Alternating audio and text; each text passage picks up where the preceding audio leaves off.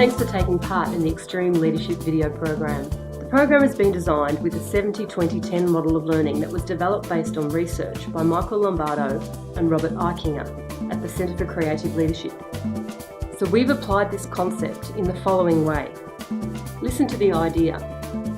10% of what you learn will be through this video. The second 20% is about applying the ideas and concepts to your world, the context.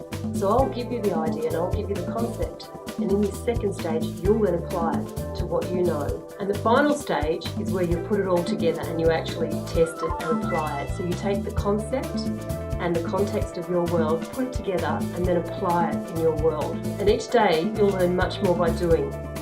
Certainly more than by just thinking, and a lot more than just listening. It's the 10, 20, 70%. Of all the great leaders, the only quality, the number one quality that permeates all of those leaders is self-awareness. They have 100 other qualities. Today we'll be focusing on reflection through journaling. The idea of a journal is just to capture at the time your immediate responses. Don't filter them, don't sanitize them. This is my journal from Antarctica, and as you can see, it is just a volume of writing and thoughts.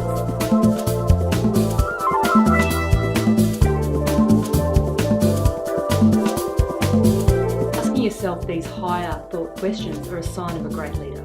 Have you ever heard someone say, that's why you pay the big bucks? Well, actually no, it's not. The reason you pay the big bucks isn't for the strategy and the innovation and the decision making. They're all really important.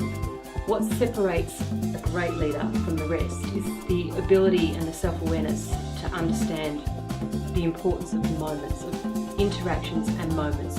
Because people won't remember what you said, and they may not remember what you did, but they will always remember how you made them feel. If you have consistently good moments, you'll build trust and confidence.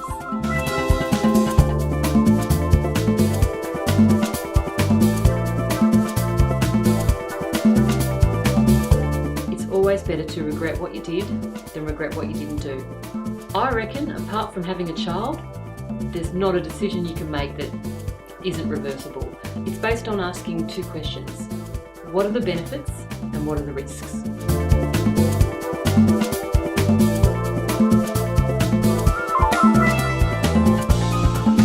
Today we'll be talking about harmony, and although I know lots of teams have harmony as a goal, I worry about that.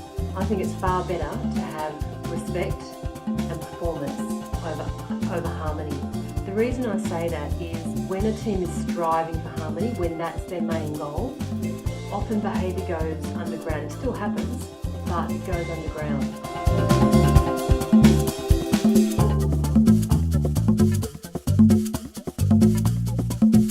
Session we'll talk about how you do that, and for our team in Antarctica we had a simple practice called no triangles, and no triangles is simply you don't speak to me about him or I don't speak to you about her.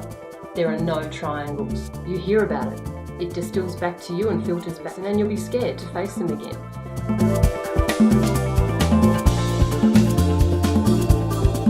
Went away, the next day he came back to me and he said, oh, I had that conversation with Jason. Great, how'd you go? He said, oh, well, I sent him an email.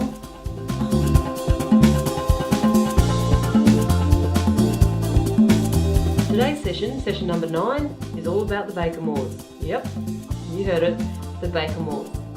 When something that's small and could seem trivial can actually be titanic. It's about respect, because it implies that my time is more important than your time. Think about how many people it affects and does it affect our values. And you already know the answer. You know what to do now and when to do it. We often have steps in place and protocols in place to manage the crisis. What we often don't talk about is the role of the leader through these times, and the fact it's not enough just to lead through the crisis. You need to be seen to be leading. I want you to think about a time at work where your team has been through crisis or adversity. Now, if you don't, people fill in the gaps. We got them back. We got them back on day 5 and they were fine. but it taught me a lot. It taught me those 4 pillars of leading through adversity, leading through crisis.